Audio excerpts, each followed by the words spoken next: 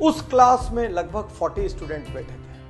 अचानक एक स्टूडेंट खड़ा हुआ और उसने बहुत घबराते हुए प्रोफेसर से कहा, सर मेरे पिताजी ने मेरे इस बर्थडे पर मुझे बहुत कीमती घड़ी गिफ्ट में दी थी, सर वो घड़ी अभी किसी ने चुरा ली। तो प्रोफेसर ने अचरज से कहा, अभी कैसे चुरा लेगा?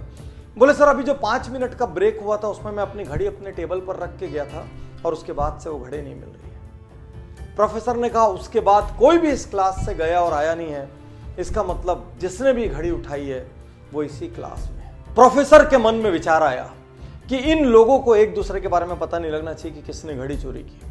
और प्रोफेसर ने कहा, सब लोग अपनी अपनी आंख में काली पट्टी बांध लो। और सब ने काली पट्टियां बांध ली, लाइन से खड़े हो गए।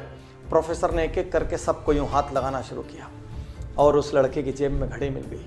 प्रोफेसर ने चुपचाप घड़ी निकाली, घड़ी निकाल के जो मालिक था मुस्कुराते हुए उसके हाथ में दे दी और क्लास नॉर्मल चलने लगी, किसी को नहीं पता चला।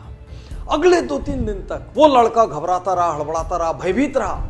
उसको डर था मेरी बात आज खुल जाएगी, मेरा राज आज खुल जाएगा, लेकिन किसी को पता नहीं चला। धीरे धीरे वो सब कॉलेज से निकल गए। बहुत साल बाद अब वो लड़का जिसने चोरी की थी वो अब एक बड़ा इंडस्ट्रियलिस्ट हो चुका था। कॉलेज का रीयूनियन का फंक्शन था, वो उस फंक्शन में आता है, वो अब एक सेलिब्रिटी सा है। वो उस फंक्शन में आया और उसने अपने प्रोफेसर के पास जाके उसके पैर छुए। अब प्रोफेसर से कहा, सर मैं आज आपसे एक बात कहना चाहता हूँ। प्रोफेसर ने कहा, बोलो।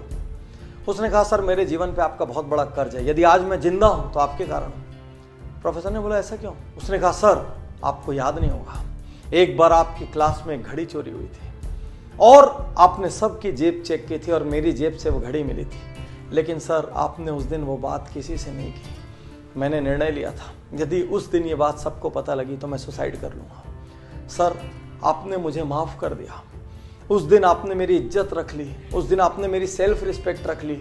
मुझसे गलती हो गई थी सर, लेकिन फिर भी आपने मेरा अपमान नहीं किया। आज मैं जहाँ भी हूँ सर उस लेसन की वजह से, मैं यदि जिंदा हूँ सर तो आपकी वजह से। और प्रोफेसर कहता है, अच्छा वो तुम थे क्या? तो लड़के ने अचरज से कहा, मतलब?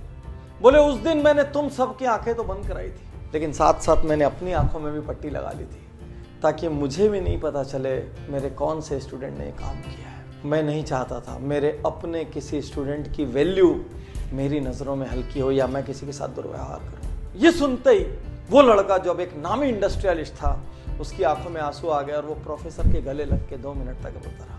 यही तो अद्भुत महानता है, किसी की गलती पता चलते हुए भी माफ कर देना, किसी को इग्नोर कर देना, उसको उसकी सेल्फ रिस्पेक्ट बचाने का मौका दे देना, पता होते हुए भी कि ये कल्प्रिट है, उस वक्त जाने देना ताकि उसको सुधरने का अवसर मिल सके, अपना चेहरा ऊंचा करके चलने का अवसर मिल सके। आज के इस युग में जहां हर व्यक्ति किसी न किसी की गलती ढूंढ रहा है, परिवार में माँ बाप की गलती, भाई की गलती, जीवन साथी की गलती, ऑफिस में बॉस की गलती, कलीग्स की गलती, कुछ और नहीं हुआ तो देश की गलती, समाज की गलती, राजनीति की गलती, सरकार की गलती, सबकी गलती ढूंढ रहे हैं। ऐसे में क्या हमको ऐसे लोग नहीं चाहिए जो एक दूसरे को माफ कर सके? माफ करना और माफी मांगना ये कायर नहीं कर सकते, ये शक्तिशाली लोगों का काम है। साथियों, इस कहानी ने मुझे इतना इंस्पायर किया। एक प्रोफेसर जो ये नहीं चाहता कि उसका स्टूडेंट उसकी नजरों से गिरे, जो ये नहीं चाहता कि उसका स्टूडेंट किसी और की भी नजरों से गिरे, क्या ऐसे लोगों की समाज को जरूरत नहीं है? जहां पर हम लोगों की गलतियां होने के बावजूद उनको इंसान मान के, उनको मिट्टी का पुतला मान के उनको माफ कर सके। हमारे भाई से गलती हुई, हमारे पार्टनर से गलती हुई, हमारे जीवन साथी से गलती हुई, हमारे किसी और फैमिली मेंबर से गलती हुई, रिलेटिव से गलती हुई, कलीग से गलती हुई, मोहल्ले में, कॉलोनी में, स्ट्रीट में रहने वाले किसी से गलती हुई, समाज के किसी अंग से गलती हुई, 1-2 बार माफ कर दो, जाने दो ना उनको उनकी सेल्फ रिस्पेक्ट के साथ। गलतियां ढूंढना महानता नहीं है, गलतियों को इग्नोर करना और सामने वाले को अपना सम्मान बचाने का मौका देना महानता है। यदि आप भी हर दिन ये गलती करते हैं, अपने आसपास के लोगों का दोष ढूंढते हैं,